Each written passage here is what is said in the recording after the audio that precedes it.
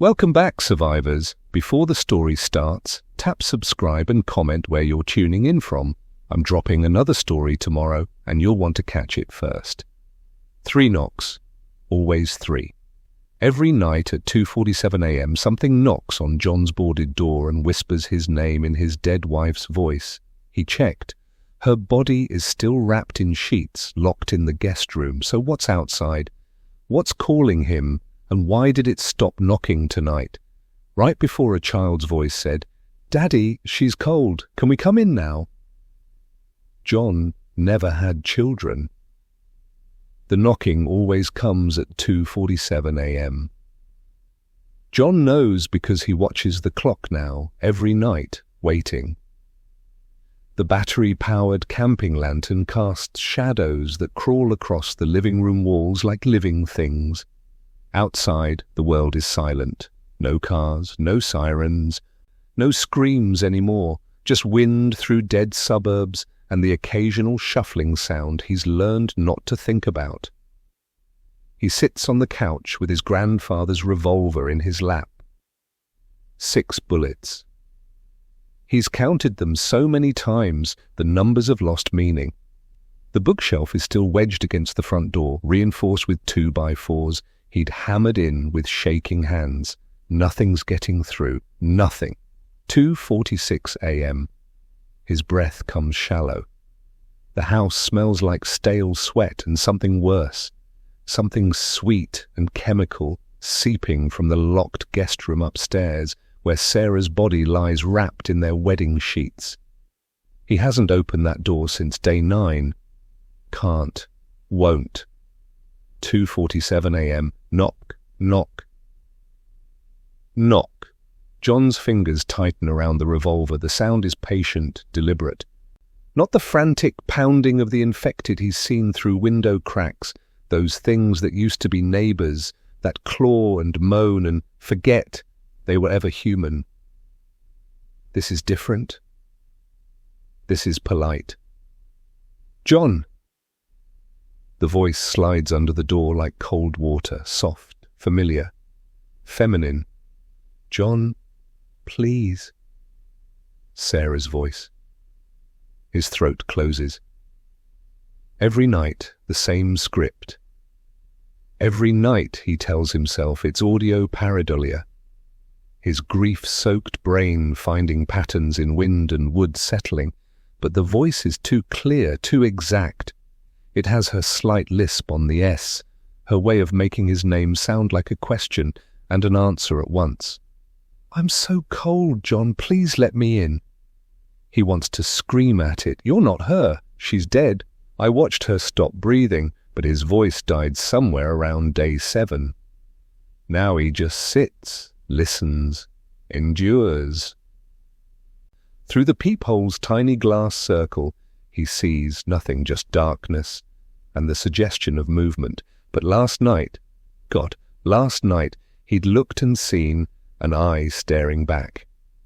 Brown, wet, hers. "I know you're there," the voice whispers. "I can hear you breathing." John stops breathing. Silence stretches. His lungs burn. The clock ticks. 2:48 a.m.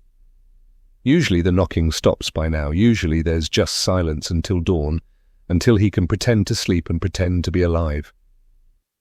But tonight, something's different. Tonight the door handle turns.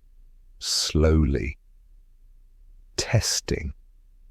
The deadbolt holds, but the handle rotates with a soft metallic whisper that spikes ice through John's spine.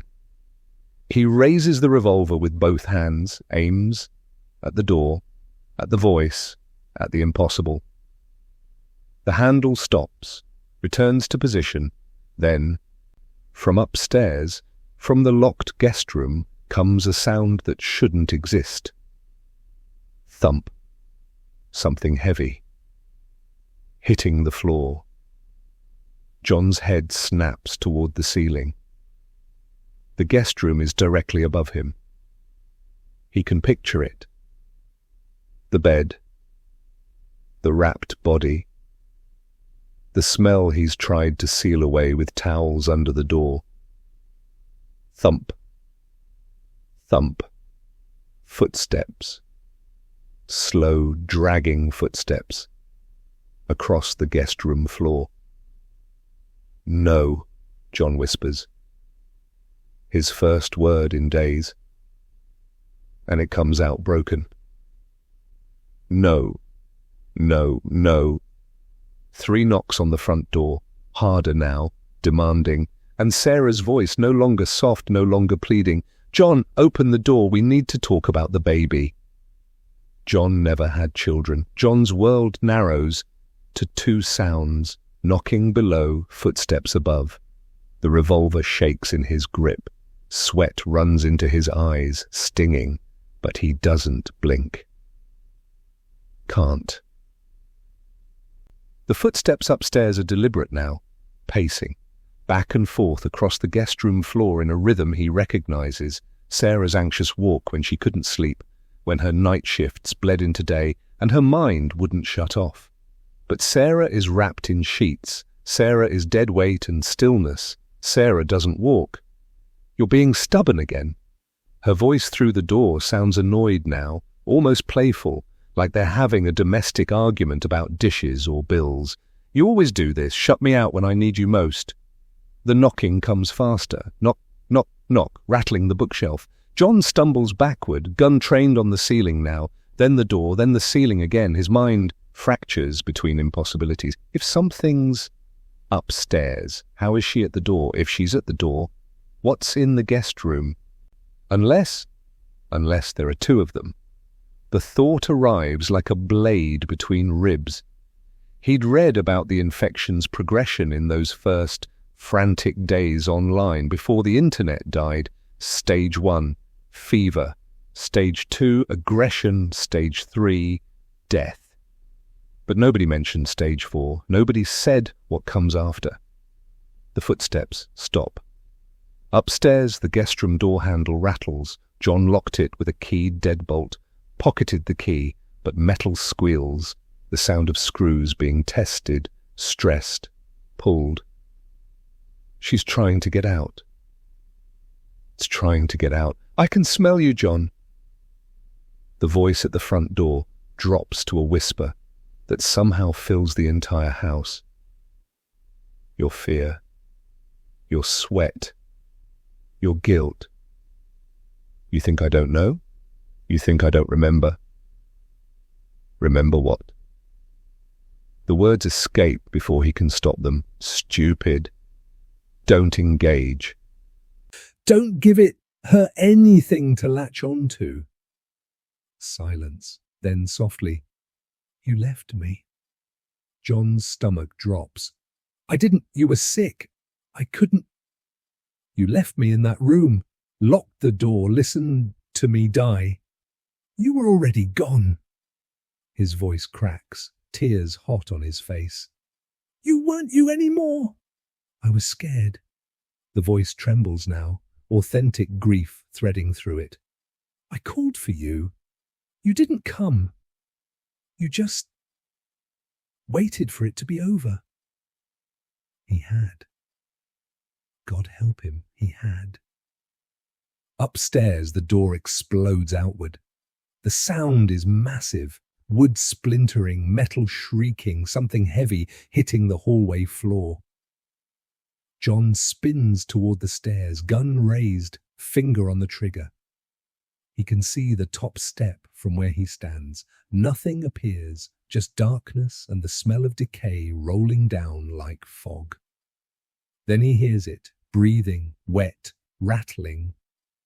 The same sound Sarah made in those final hours, but louder, closer, coming toward the stairs. At the front door, the knocking stops. Sarah's voice turns, sweet, coaxing. "John, honey, you should run. She's awake now, and she's so angry you let her rot." A shape appears at the top of the stairs, wrapped in sheets, swaying, descending. John fires. The gunshot is apocalyptic in the silence, a thunderclap that leaves his ears ringing and his hands numb. The shape at the top of the stairs jerks, once, then continues descending, 1 step, 2, 3. The sheets are stained dark, tied around what used to be Sarah's body. But the proportions are wrong. Too tall, too angular, like someone stretched her on a rack and forgot to stop pulling. The fabric rustles with each step, and underneath he can see movement, joints bending in directions joints shouldn't bend. "You missed it," Sarah's voice calls from outside, sing-song. "You always were a terrible shot, baby." John fires again. The shape's head snaps back, and for a moment he thinks, prays, it'll fall, but it doesn't. It reaches the bottom step and turns toward him. Through gaps in the sheet, he sees skin the color of spoiled milk, sees eyes that reflect his lantern light like an animal's. But it's the smell that breaks him, rot and copper and something acidic that burns his nostrils. He gags, stumbles backward, and his heel catches the coffee table. He goes down hard, tailbone cracking against hardwood, gun skittering across the floor. The shape moves faster than anything dead should move. It's on him in seconds, sheet billowing, and up close he can see her face through the fabric. Sarah's face, but deflated, like someone let the air out. Her jaw hangs loose, connected by strings of tissue. Her eyes are filmed white, but they track him, follow his desperate scramble for the revolver. She opens her mouth. No sound comes out, just a smell like an open grave. John's fingers find the gun. He jams it under her chin and pulls the trigger. Click, misfire. Her hand, cold, impossibly strong, wraps around his throat. "John," she whispers, and it's her real voice now, not the one outside. Gargled, broken, but hers. "John." "Why? Didn't you save me?" He can't breathe, can't answer. His vision tunnels, darkness creeping in from the edges. This is it, this is how it ends. Strangled by his wife's corpse in their living room while something wearing her voice laughs outside. Then warmth.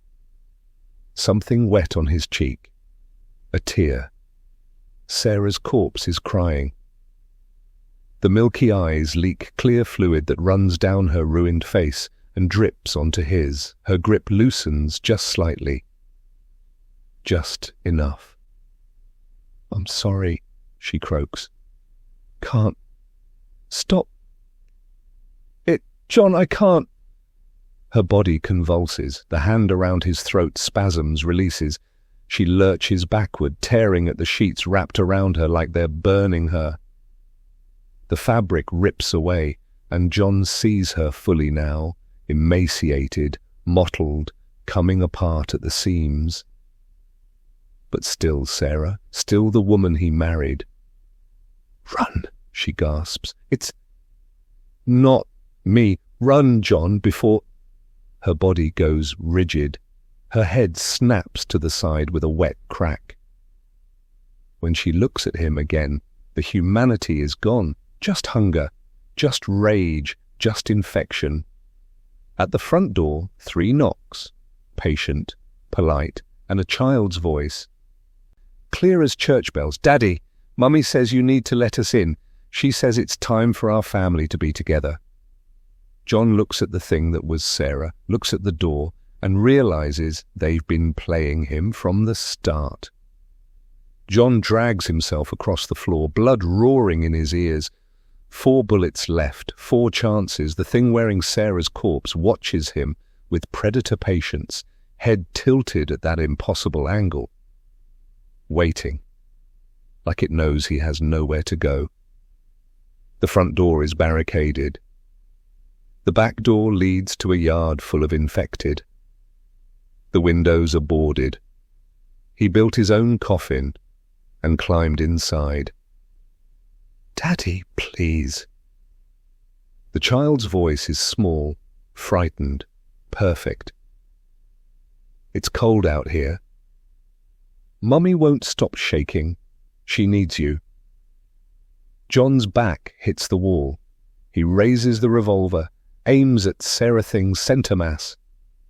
His hands won't stop shaking. Through the peephole, he can see movement now, small, child height. A shadow pressed against the door. I know you're in there, the child continues. I can hear your heart beating, thump, thump, thump, thump, like a drum. Sarah Thing takes a step forward. Her jaw works soundlessly, like she's trying to speak, but the words won't come. Her fingers flex, crack, extend. He can see bone through the tears in her skin.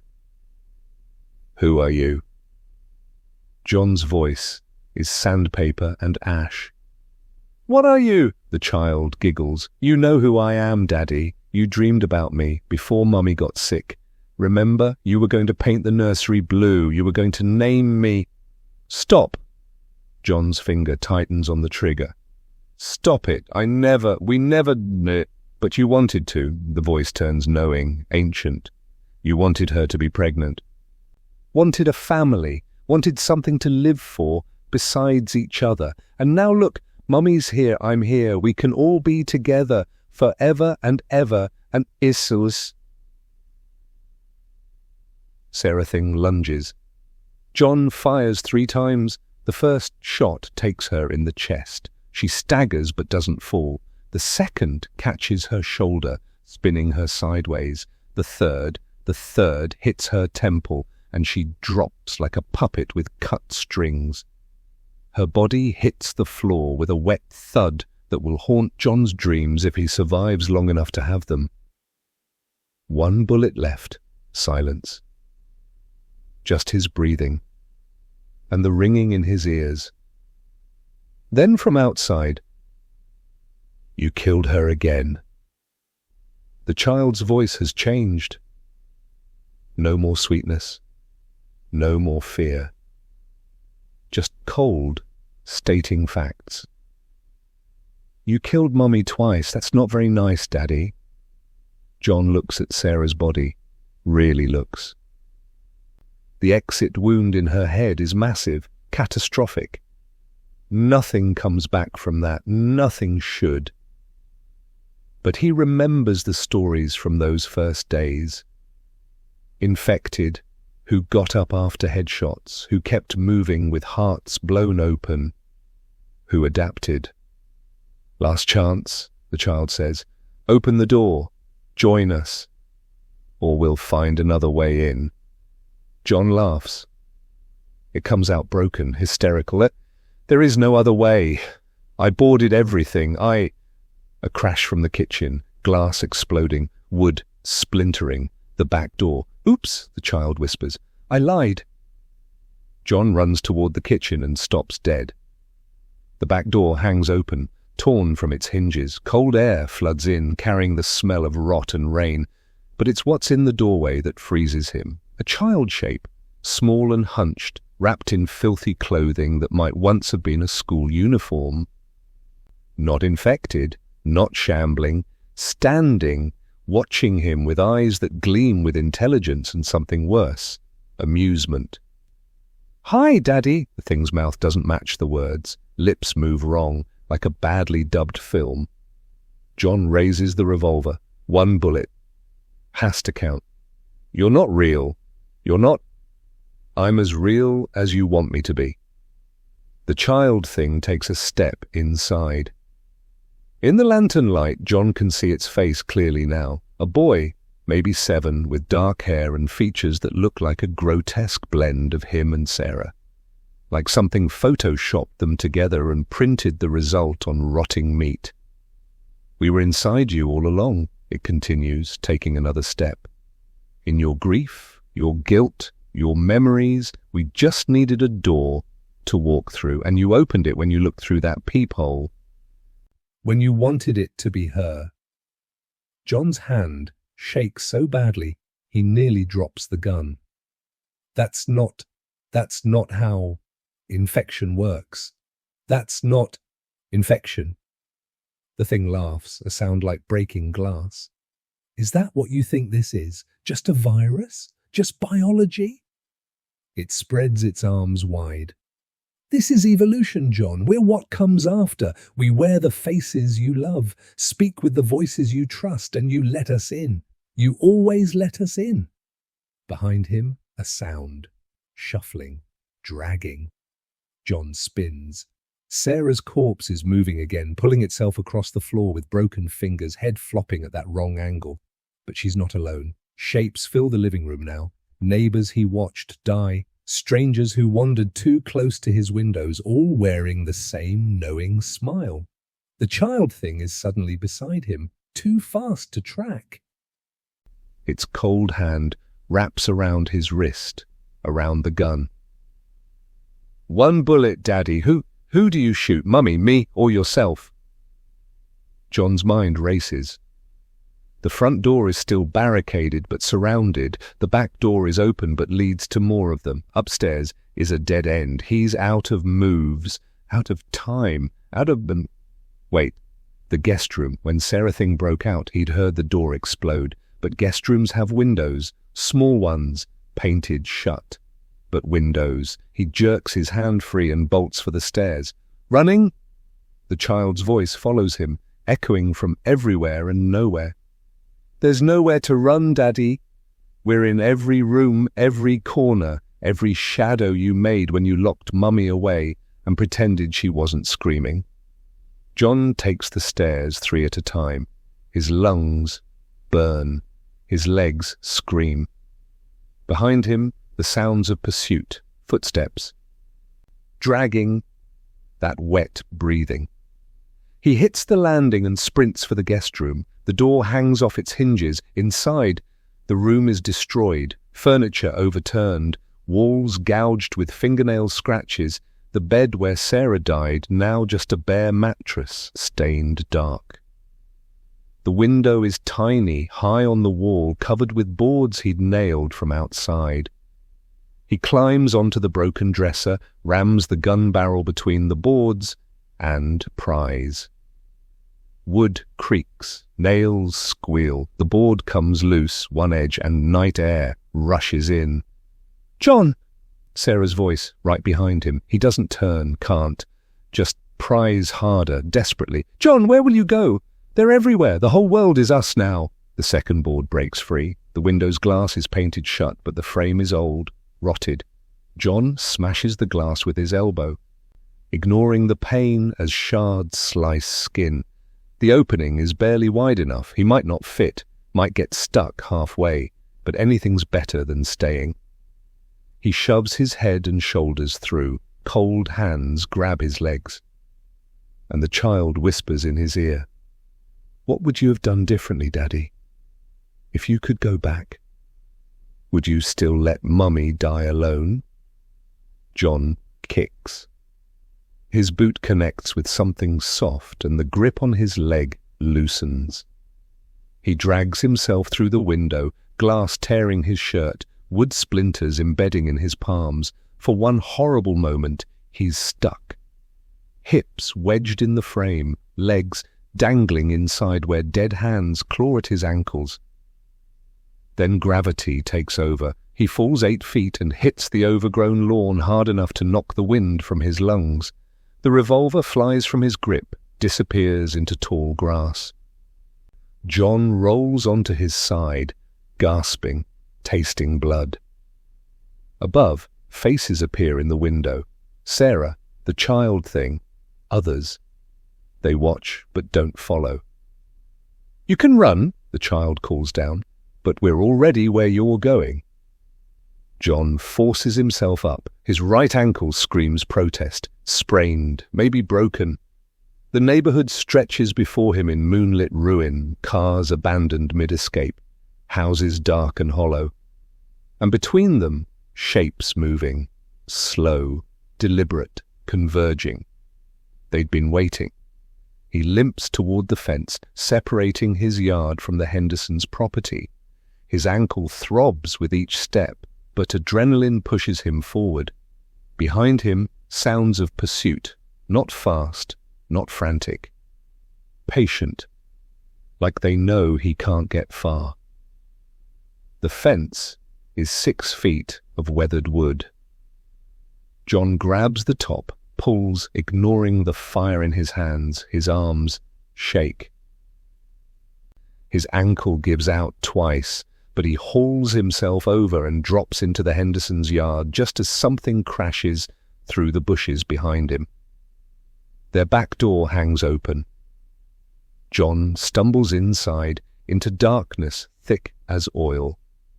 The house smells like abandonment, spoiled food, stale air, and underneath it all that sweet rot scent he's learned means death. He stands in the kitchen, listening, dripping water, creaking floorboards, his own ragged breathing. Then from upstairs, "John? Is that you?" Henderson's voice. Dave Henderson, who'd grilled burgers every Sunday, who'd loaned John his ladder, who'd driven away on day 2 with his family, packed tight in their Subaru. "Dave." John's voice cracks. Hope, stupid, dangerous hope, flares in his chest. "Down here, buddy. Basement. Thought I heard someone. Jesus, John." "I thought you were dead." John finds the basement door. It's slightly ajar, darkness beyond. Every instinct screams trap, but his ankle is swelling, his hands are bleeding, and something is trying to get in through the back door he left open. "Dave, are you okay?" Define okay. A weak laugh. "Been better, been worse. Come on down, man. I've got supplies, first aid. We can figure out what to do next." John descends 3 steps. The basement smells wrong, too clean, antiseptic, like someone's been scrubbing away evidence. "How long have you been here? I saw you leave. I watched you drive away."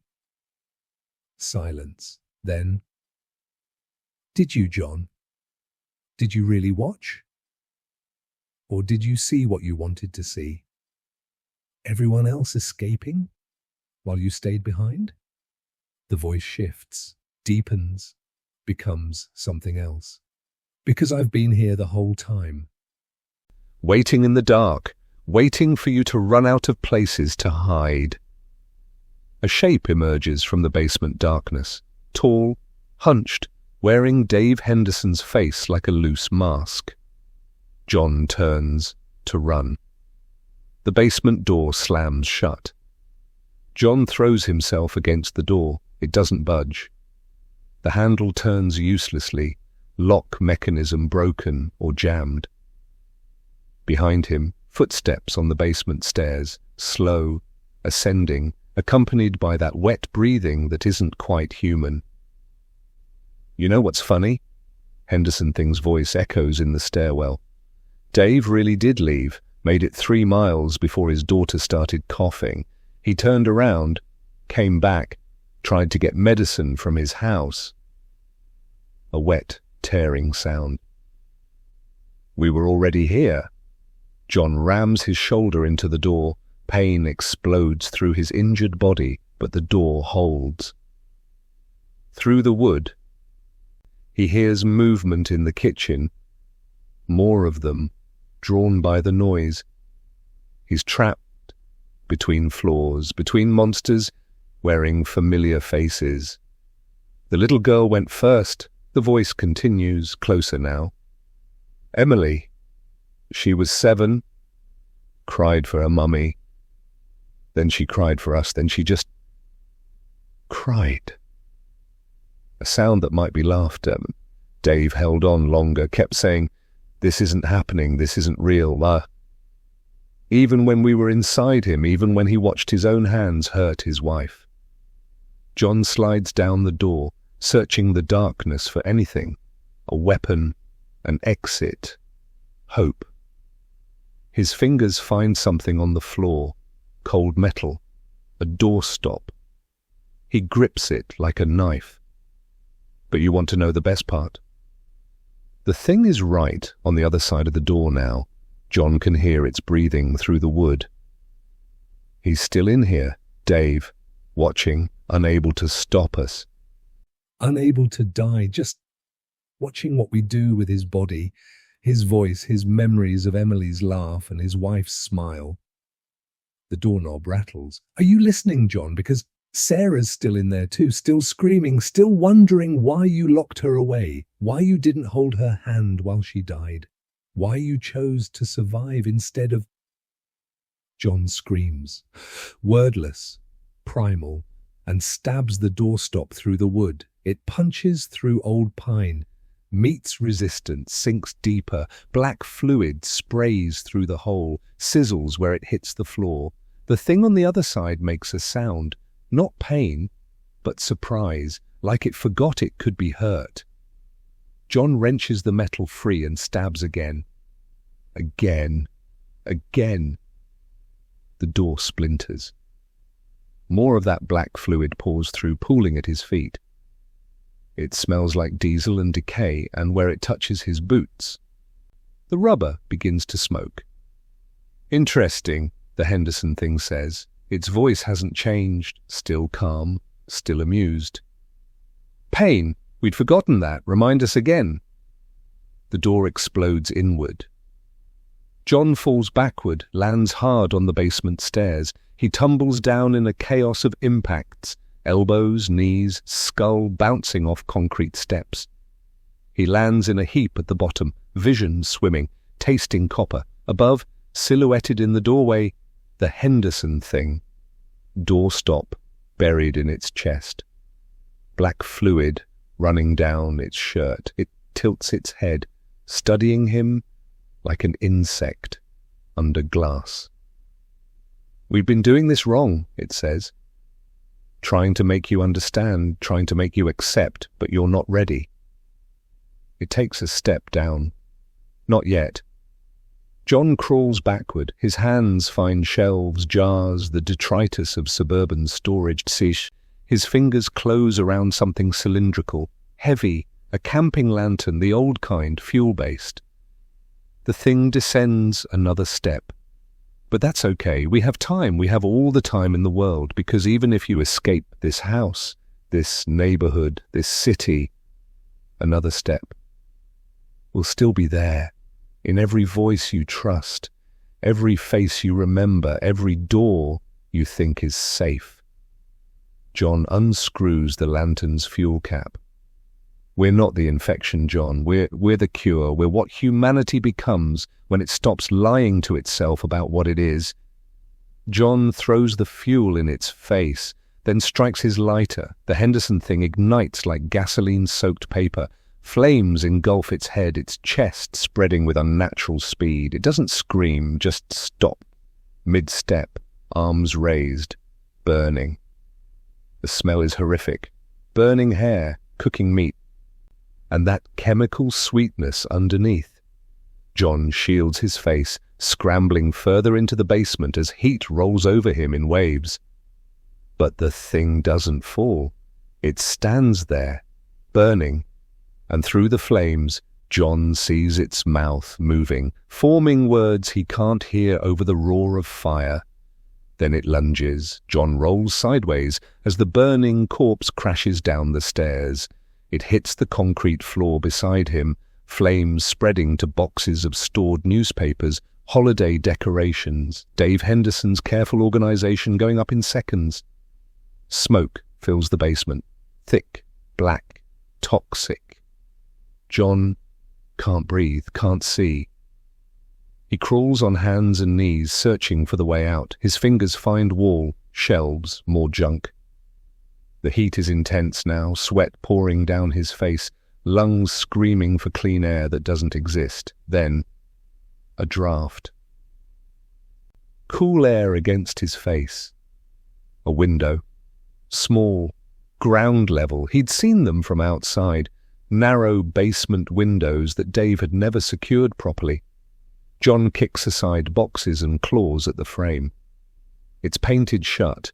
Decades of layers. He rams it with his elbow, once, twice. The frame cracks. Behind him, the fire has spread across the ceiling. Through the smoke, he sees shapes in the doorway at the top of the stairs. Waiting, watching, not entering. Like they know the fire will do their work. Or like they're learning. John hits the window again, glass shatters. He punches out the remaining shards, ignoring the cuts, and shoves his head through. The opening is tiny, smaller than the guest room window, but terror gives him strength. He dislocates his shoulder getting through, feels something tear in his ribs, but then he's out. Rolling across dead grass, sucking in night air that tastes like heaven. The Henderson house is fully ablaze now, flames licking from windows, roof beginning to cave. John watches from 20 feet away, waiting to see if anything emerges, waiting to see if fire actually kills them or just makes them angrier. Nothing comes out. The house collapses in on itself with a groan of timber and dreams destroyed. Sparks spiral into the night sky like dying stars. In the distance, more houses are burning, the infection spreading faster than any virus, consuming block by block. John lies in the grass, broken and bleeding, and realizes the truth. They're not trying to kill him. They're herding him, every escape, every near death, pushing him toward... What? A sound cuts through the night. Familiar, impossible. His cell phone, ringing. He'd left it in his house, battery dead for days, but the sound is coming from his pocket. John reaches in with shaking hands and pulls out a phone that shouldn't work, shouldn't have power, shouldn't exist. The screen glows. Sarah, 47 missed calls. It rings again. Against every screaming instinct, John answers. Static, breathing. Then, "John, baby, where are you?" Sarah's voice, clear as crystal. No monster undertone, just her.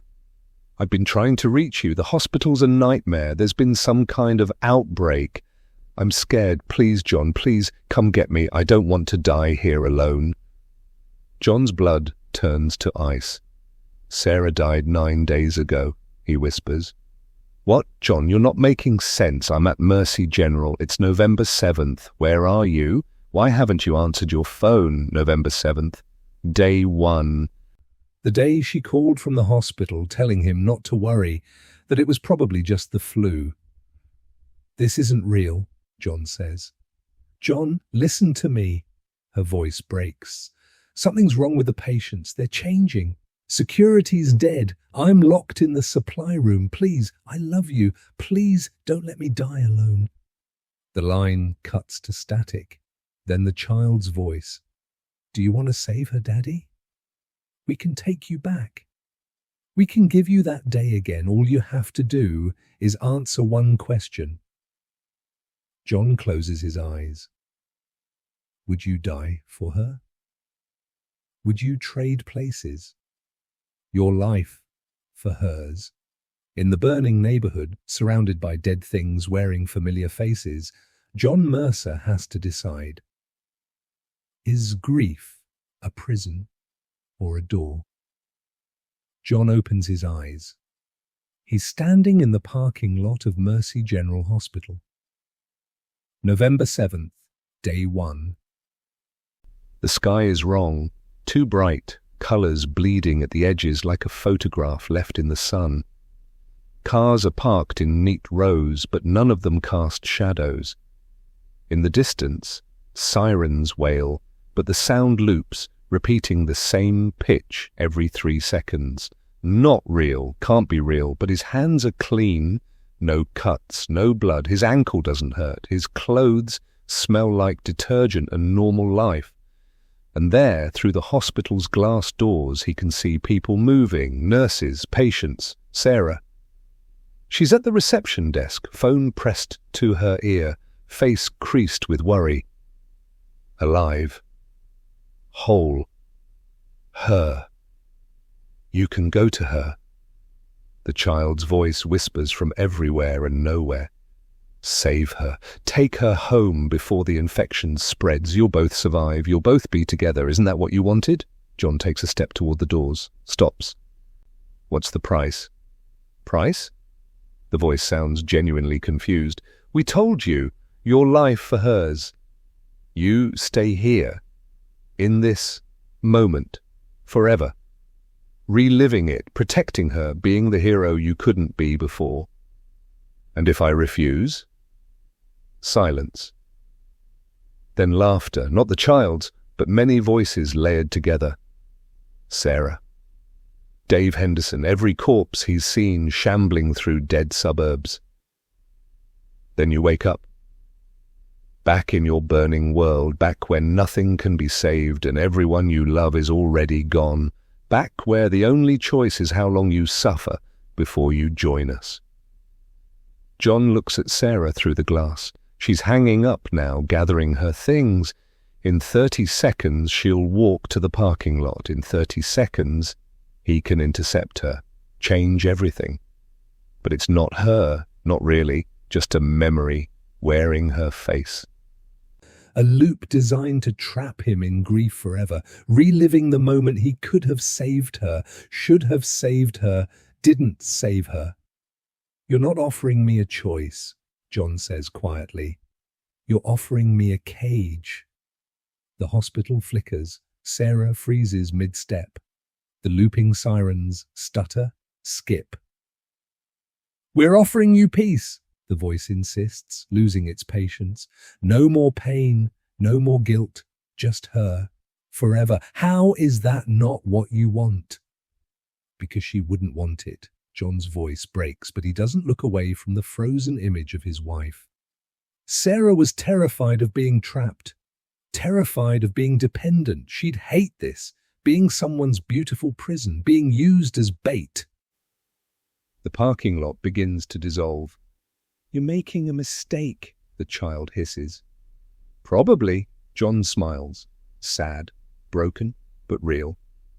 But it's my mistake. And that's worth more than your forever. The world shatters like glass. John wakes on cold concrete, lungs screaming, face pressed against asphalt that smells like rain and ash. Real rain, real ash, real pain radiating through his dislocated shoulder and broken ribs. The Henderson house is still burning behind him, but the flames are ordinary now, no shapes in the smoke, no voices in the crackling wood. Just fire. Just destruction. Just the end of things. He pulls himself to his knees, then his feet. The neighborhood is silent. No more knocking, no more whispers. The infected have moved on or burned away or simply stopped caring about one man's grief. John limps down the middle of the street, past abandoned cars and dark houses. His phone, his real phone, is still in his pocket, battery dead, useless. But ahead, maybe 2 blocks away, he sees lights, flashlights, movement. Voices calling to each other in living, human tones. Survivors. He doesn't run toward them, doesn't call out, just walks one painful step at a time, leaving the house where Sarah died behind him. Leaving the woman he loved wrapped in sheets and memory. Leaving the door he'd barricaded against the world and against himself. At the intersection, he stops, looks back one last time. And there, standing in the doorway of his burning house, he sees her, Sarah. Not the corpse, not the thing wearing her face, just a shadow that might be her or might be smoke or might be the way grief looks when you finally let it go. She raises one hand, not beckoning, just waving goodbye. John waves back, then he turns toward the lights, toward the voices, toward whatever comes next for people who survive the things they can't explain. The knocking has stopped. The voices have quieted. The door he'd spent 9 days defending is ash and ember now. But somewhere in the dark, in other houses, other neighborhoods, other hearts broken by loss, the knocking continues. Always 3 times, always patient, always wearing the face of the thing you loved most, and the question remains, echoing through the ruins, when something you love knocks on your door in the dead of night, when it whispers your name in a voice you'd know anywhere, when it promises everything will be okay. If you just let it in. Do you open the door? So, what would you have done if you heard that voice, if you saw that eye in the peephole? Would you have opened the door? Would you have looked? Drop your answer in the comments. And tell me, should John have taken the deal? Should he have stayed in that loop, in that perfect moment, if it meant having Sarah back? Because here's the thing about grief, it always finds a way in. It doesn't need you to open the door. It's already inside, wearing the faces of everyone you've lost, speaking in voices you'll never forget.